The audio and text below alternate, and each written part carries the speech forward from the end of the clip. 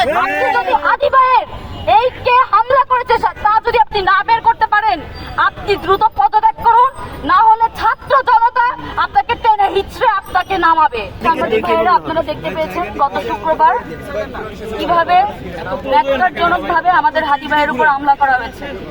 আমরা বলতে চাই, হাদি ভাই আমার কিংবা আপনার না, হাদি ভাই সারা বাংলাদেশে গণতন্ত্রের প্রশ্নে, বাংলাদেশের প্রশ্নে, জুলাইয়ের প্রশ্নে হাদি ভাই এমন একজন মানুষ যে কখনো কোনো কিছুর সাথে আপোষ করে। আমরা দেখতে পেয়েছি কিভাবে টোকাই লীগ, সন্ত্রাস লীগ আমার ভাইকে গুলি করে কিভাবে তার শরীরটা ঝাঁঝরা করে দিয়েছে। আমরা দেখতে পেয়েছি আমাদের হাদি ভাইকে কিভাবে তারা মারার একটা ষড়যন্ত্র করেছে।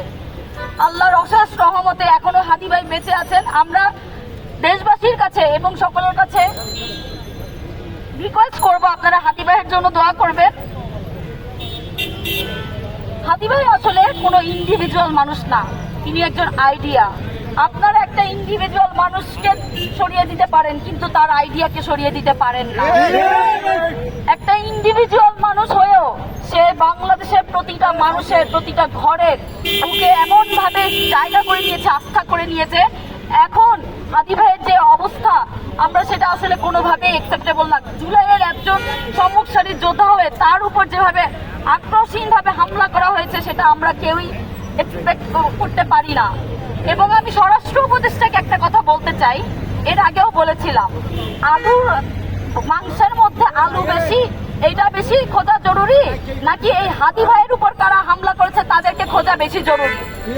আপনাকে ওখানে মাংসের ভিতরে আলু দেওয়ার জন্য ওখানে ডাকা হয়নি, আপনাকে ওখানে মাংসের ভিতরে আলু দেখানোর জন্য বসানো হয়নি, আপনাকে বসানো হয়েছে এই দেশের আইন শৃঙ্খলা ঠিক করতে। কি করছেন আপনি? লাস্ট 1 বছর ধরে আপনার কার্যক্রম দেখছি, একটা অপদার্থ এবং অধর্ম উপদেষ্টা আপনি। আপনি যদি হাদি ভাইয়ের এই কে হামলা করেছে তা যদি আপনি না বের করতে পারেন, আপনি দ্রুত পদত্যাগ করুন, না হলে ছাত্র জনতা আপনাকে টেনে হিচড়ে আপনাকে নামাবে। আমরা সর্বশেষ আমি বলতে চাই, আপনারা সকলে হাদি ভাইয়ের জন্য দোয়া করবেন। হাদি ভাই যেন সেই হাসি মুখে, সেই সুন্দরভাবে আবারও আমাদের মাঝে ফিরে আসতে পারে, সেই দোয়া আমি সারা বাংলাদেশের মানুষের কাছে কামনা করি। আপনারা দোয়া করবেন। ধন্যবাদ।